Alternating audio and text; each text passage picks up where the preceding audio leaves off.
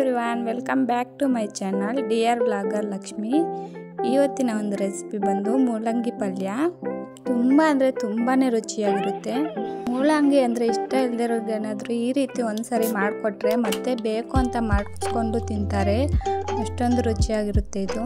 ಇದನ್ನು ಮಾಡೋದು ಹೇಗೆ, ಇದಕ್ಕೆ ಬೇಕಾಗಿರೋ ಸಾಮಗ್ರಿಗಳೇನು ಅಂತ ನೋಡ್ಕೊಳ್ಳೋಣ.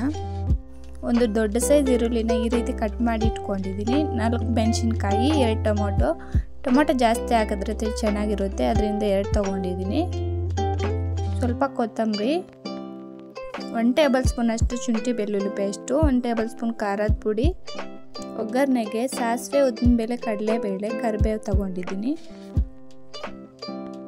4 ಮೂಲಂಗಿನ ತುರಿದು ಇಟ್ಕೊಂಡಿದ್ದೀನಿ.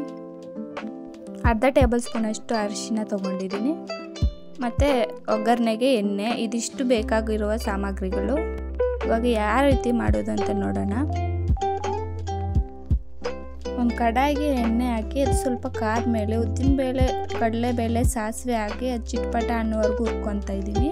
ಇವಾಗ ಕರಿಬೇವು, ಈರುಳ್ಳಿ ಹಾಕಿ ಮೆಣಸಿನ್ಕಾಯಿ ಕೂಡ ಹಾಕಿ ಫ್ರೈ ಮಾಡ್ಕೊತಾ ಇದ್ದೀನಿ.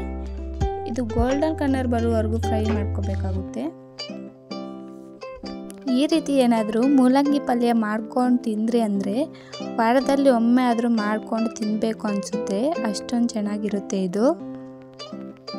ಮೂಲಂಗಿ ತಿನ್ನೋದು ನಮ್ಮ ಆರೋಗ್ಯಕ್ಕೂ ಕೂಡ ತುಂಬ ಒಳ್ಳೆಯದಂತ ಹೇಳ್ಬೋದು. ಕಾನ್ಸ್ಟಿಪೇಷನ್ ಅಥವಾ ಪೈಲ್ಸ್ ಪ್ರಾಬ್ಲಮ್ ಇರೋರು ದಿನ ಒಂದೊಂದು ಮೂಲಂಗಿ ತಿನ್ನೋದ್ರಿಂದ ಈ ಪ್ರಾಬ್ಲಮ್ನ ಕ್ಲಿಯರ್ ಮಾಡ್ಕೋಬೋದು. ಹಸಿ ಮೂಲಂಗಿ ತಿಂದರೆ ಇನ್ನೂ ಒಳ್ಳೆಯದು. ಇವಾಗ ಆನಿಯನ್ ಫ್ರೈ ಆಗಿದೆ, ಟೊಮೊಟೊ ಕೂಡ ಹಾಕಿ ಫ್ರೈ ಮಾಡ್ಕೊತಾ ಇದ್ದೀನಿ. ಇದು ಕೂಡ ಎಣ್ಣೆಯಲ್ಲಿ ಚೆನ್ನಾಗಿ ಫ್ರೈ ಆಗಬೇಕು ಟೊಮೊಟೊ.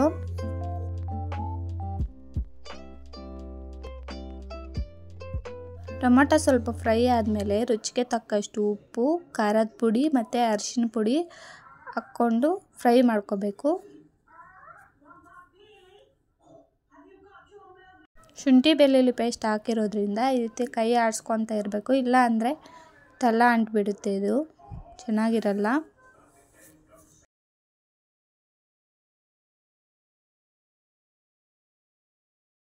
ಮಸಾಲೆ ಎಲ್ಲ ಹಸಿ ವಾಸನೆ ಹೋಗಿ ಫ್ರೈ ಆಗಿದೆ. ಇವಾಗ ಮೂಲಂಗಿನ ಹಾಕ್ಕೊಂಡು ಫ್ರೈ ಮಾಡ್ಕೊತಾ ಇದ್ದೀನಿ. ಕೊತ್ತಂಬರಿ ಕೂಡ ಹಾಕಿ ಮೂಲಂಗಿನೂ ಸ್ವಲ್ಪ ಹೊತ್ತು ಫ್ರೈ ಮಾಡ್ಕೊಬೇಕಾಗುತ್ತೆ, ಹಸಿ ವಾಸನೆ ಎಲ್ಲ ಹೋಗುವವರೆಗೂ. ಆವಾಗೇ ಪಲ್ಯ ಟೇಸ್ಟಿಯಾಗಿ ಬರುತ್ತೆ.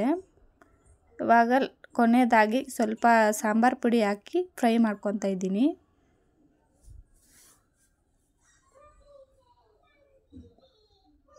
ಇವಾಗ ಲೋ ಫ್ಲೇಮ್ನಲ್ಲಿ ಇಟ್ಕೊಂಡು ಪ್ಲೇಟ್ ಮುಚ್ಚಿ ಒಂದು 5 ನಿಮಿಷ ಕುದಿಸ್ಕೋಬೇಕಾಗುತ್ತೆ. ಸೈಡಲ್ಲೆಲ್ಲ ಎಣ್ಣೆ ಬರುವವರೆಗೂ ಕುದಿಸ್ಕೊಂಡ್ರೆ ಪಲ್ಯ ರೆಡಿ ಆಗಿಬಿಡುತ್ತೆ. ಮೂಲಂಗಿ ಎಲ್ಲ ತುರಿದು ಇಟ್ಕೊಂಡಿದ್ರೆ 5 ನಿಮಿಷದಲ್ಲಿ ಈ ಪಲ್ಯ ನಮಗೆ ರೆಡಿ ಆಗಿಬಿಡುತ್ತೆ. ನೀವು ಕೂಡ ಇದೇ ರೀತಿ ಒಂದ್ಸರಿ ಟ್ರೈ ಮಾಡಿ ಹೇಗೆ ಬಂದಿತ್ತು ಅಂತ ಕಾಮೆಂಟ್ ಮೂಲಕ ತಿಳಿಸಿ. ಒಂದ್ಸರಿ ಈ ರೀತಿ ಮಾಡಿಟ್ಕೊಂಡ್ರೆ ಇದಕ್ಕೆ ನೀರೇನು ಯೂಸ್ ಮಾಡಿರಲ್ವಲ್ಲ, ಅದರಿಂದ 3 ದಿನ ಆದರೂ ತುಂಬ ಚೆನ್ನಾಗಿರುತ್ತೆ. ಚೂರು ಕೂಡ ಏನೂ ಆಗಲ್ಲ. ನೋಡಿದ್ರಲ್ಲ ವೀಕ್ಷಕರೇ, ಯಾವ ರೀತಿ ಮೂಲಂಗಿ ಪಲ್ಯನ ಸಿಂಪಲ್ ಆ್ಯಂಡ್ ಟೇಸ್ಟಿಯಾಗಿ ಮಾಡ್ಕೊಳ್ಳೋದು ಅಂತ. ಇದನ್ನು ಬಿಸಿ ಬಿಸಿ ಅನ್ನದ ಜೊತೆಗೆ ತಿಂತಿದ್ರೆ ಇನ್ನೂ 1-2 ತುತ್ತು ಜಾಸ್ತಿ ತಿನ್ನಬೇಕು ಅನಿಸುತ್ತೆ. ಅಷ್ಟೊಂದು ಚೆನ್ನಾಗಿರುತ್ತೆ ಇದು. ಐ ಹೋಪ್ ಈ ವಿಡಿಯೋ ನಿಮ್ಗೆ ಇಷ್ಟ ಆಯಿತು ಅಂದ್ಕೊತೀನಿ. ಒಂದು ವೇಳೆ ಇಷ್ಟ ಆಗಿದ್ರೆ ಒಂದು ಲೈಕ್ ಮಾಡಿ, ಶೇರ್ ಮಾಡಿ, ಕಾಮೆಂಟ್ ಮಾಡಿ, ಮತ್ತು ಚಾನಲ್ಗೆ ಸಬ್ಸ್ಕ್ರೈಬ್ ಮಾಡೋದನ್ನು ಮರಿಬೇಡಿ. ಇದೇ ರೀತಿಯ ಸಿಂಪಲ್ ಆ್ಯಂಡ್ ಟೇಸ್ಟಿ ರೆಸಿಪೀಸ್ಗಾಗಿ ಡಿಯರ್ ಬ್ಲಾಗರ್ ಯೂಟ್ಯೂಬ್ ಚಾನಲ್ನ ಸಬ್ಸ್ಕ್ರೈಬ್ ಮಾಡ್ಕೊಳ್ಳಿ. Thanks for watching.